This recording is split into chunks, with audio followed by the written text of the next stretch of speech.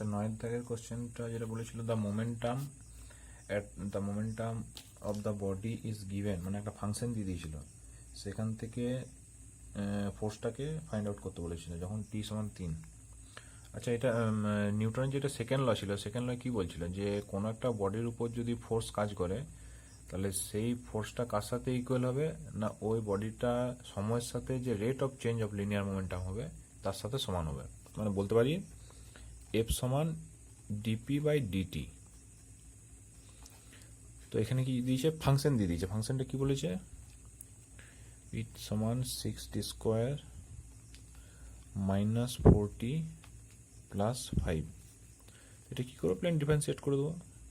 তাহলে DP by DT কী হবে, এখানে d by dt 6t square minus 4t plus 5। তাহলে 6t স্কোয়ারটি কী হবে, দুইটা নেমে 2 × 6 মানে 12t মাইনাস 4 প্লাস কনস্ট্যান্ট আছে মানে 0 হবে। তো এবার টি এর ভ্যালুটা বলে দিল 3, তা টি এর ভ্যালুটা 3 পুট করলে কত আসছে ভ্যালুটা, তাহলে 12 × 3 মাইনাস 4 36 মাইনাস 4 সমান 32, এটাই হবে।